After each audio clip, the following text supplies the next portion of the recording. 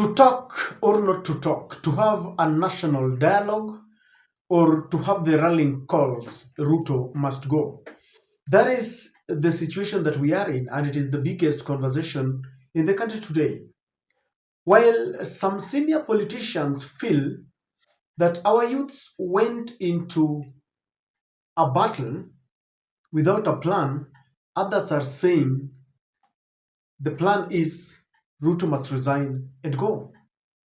The question surrounding the Gen Z's protest is after William Ruto is gone, then what happens?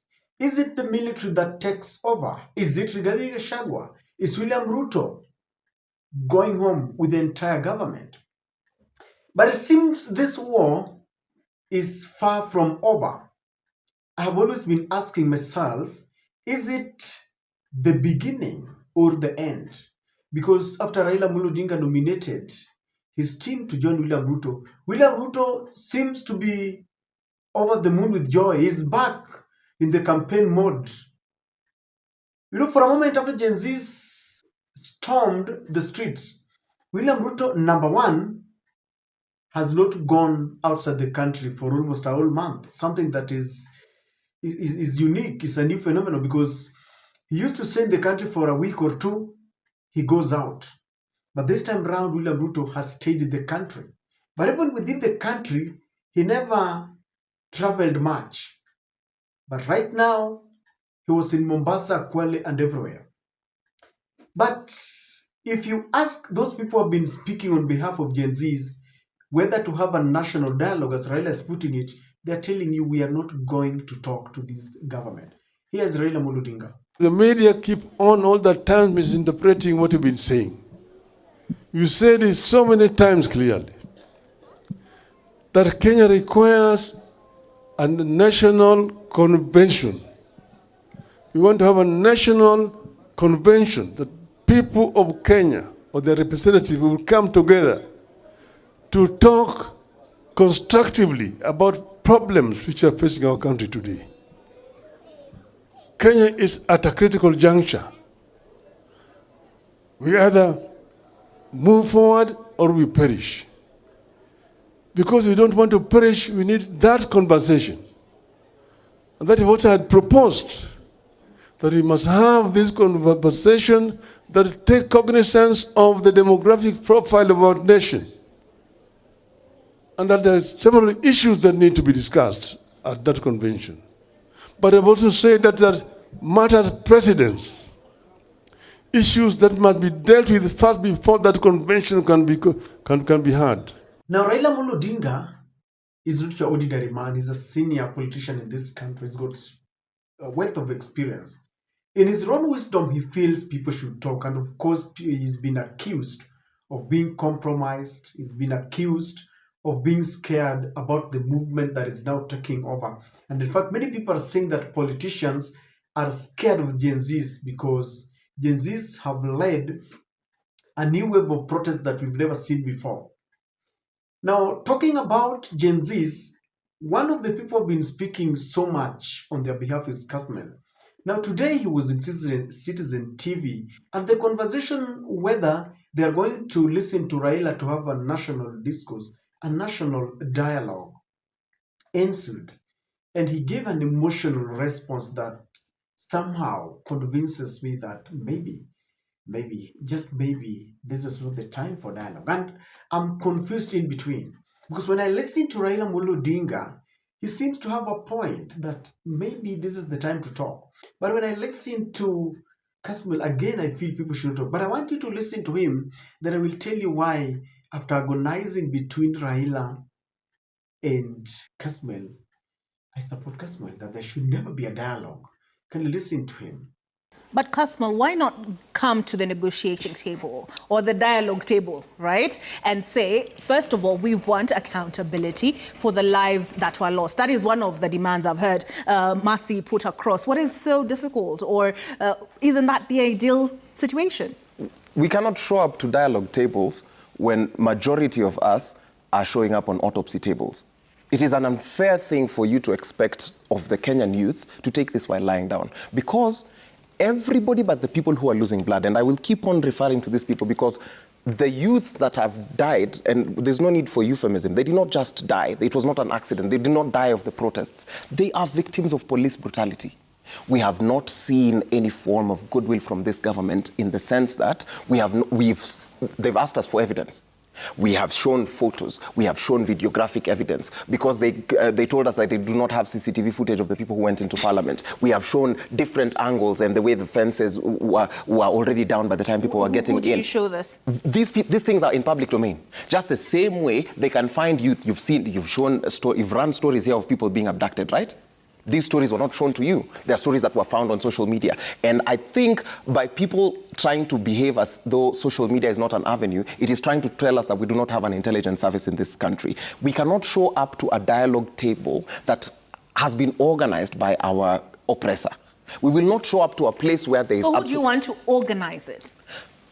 Again, we do not want dialogue. Our demands have been very simple. They do not need conversation. They only need action. If I say, for example, crack a war on graft, why do you still need to call me and ask me, what is this about? If I say, give us IDs, do not give us IDs at exorbitant fees, give us IDs at 100 shillings and we don't want them to expire. Why do we need a dialogue for that? If we say, reconstitute IEBC, we still want to call us to a table. When we say, let the police not kill us. Dialogue Fair point. But did you listen to the president's speech? Was it on Wednesday? Yes. And he outlined several measures, in addition to measures he had announced prior. Right. And he did talk about accountability for the lives lost and for those who've been injured across the board, even the businesses which were looted, right? He did talk about compensation. He talked about amendments to the Evidence Act that would enable corruption to be addressed, or rather corruption cases to be concluded within 6 months. He talked about enhancing witness protection as well as incentivizing whistleblowers. So he says, I have done my bit, give me time. This is the same government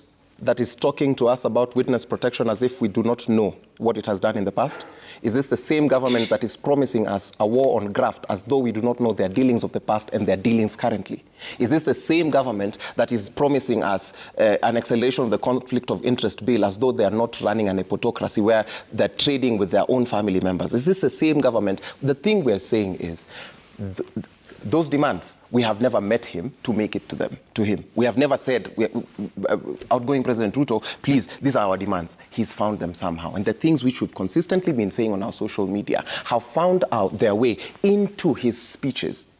I can say verbatim where his speech quoted some of the things that the young people have said. So why do we need dialogue? All he needs to do is log onto his phone and say, hey, what is this person saying today? They're saying... All right. So, ladies and gentlemen, Raila Amolo Odinga believes in a national dialogue.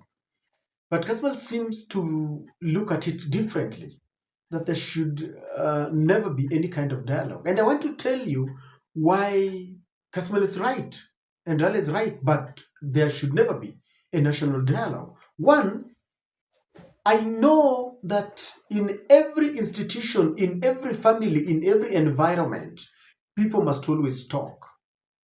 In 2007, Raila and Kibaki had a dialogue. Between Uhuru and Raila, they had a dialogue. But there should never be dialogue between William Ruto and the Gen Zs. And I will tell you why. You know, while having a dialogue is a very, important element to heal a nation, the person you want to dialogue with, do you think William Ruto is someone that you need to dialogue with? No. He's never serious. Because Kasmuel is telling you that you are inviting them for a dialogue, yet most of their colleagues are going through autopsy just to find out what killed them. Many of them were killed. And if you ask me, and I know I'm not in the position to advise Raila, he should have ensured that there was justice for the victims of police brutality before people like Wandai got into government. And while getting into government is not bad, but we should have looked at what is the priority. People who are killed during Azimio's demonstrations have never been compensated. There's never been justice. They even wrote a letter to The Hague. Nothing has happened. So what makes Raila feel, or what makes him feel that this time around there is going to be viable dialogue? They got into dialogue through the national NADCO that was headed by Kalonzo and Kimani Chungwa. The most important thing that we wanted to talk about there was the cost of living. That was never tackled. Instead, they came out with the position that Musalia Mudavadi's office must be entrenched into the constitution. They talked about some of the things were very important, but people never talked about the cost of living. So what makes it different? Because we are dealing with a beast. William Ruto is not going to listen, and Raila knows this very well. Why is he telling people to talk? And when you look at William Ruto, if someone wants to talk, then this person must come. When you're looking for justice, you must come with clean hands. William Ruto dissolved a cabinet. Then he comes back with a lot of impunity, and he gives us Chirchir, he gives us Murkomen. I mean, is this the person you want to talk with? You know, after he had promised that the police was going to carry their own cross, people are still being killed on the street, and the police brutality is still there. Yet the killer policemen are still walking scot-free. And this is why I believe that we can never talk. I wish you were suggesting a dialogue with someone else. But with William Samuel Ruto, he believes in, getting away with the moment. Right now, he has begun the promises as usual. Tumetenga, tumefanya nini. He's gotten a kind of courage that he had lost when the Gen Zs pushed him to a wall.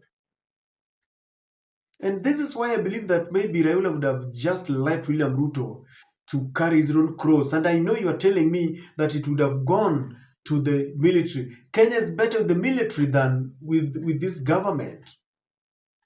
And Raila said he was saving this nation. But when you want to save a nation, please make sure that your conditions are met. That is where people have a problem with him. If Raila had tightened the noose and he had said, before these people get into government, before I give you my people to nominate into certain cabinet positions, this and this must be done. You see, he's now issuing demands, but this is after they have gone into the government. And we are talking about a person who will listen to you. What if William Ruto refuses the way he refused? There have been talks. They refused to talk about the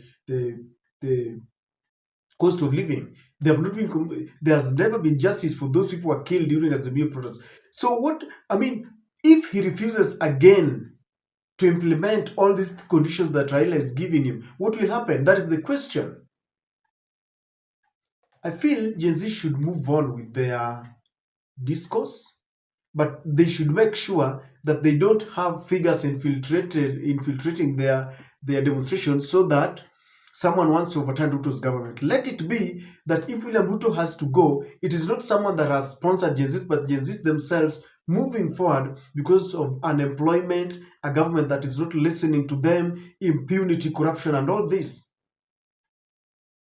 Because in every sense, people need to talk, but not in the situation of William Ruto, no.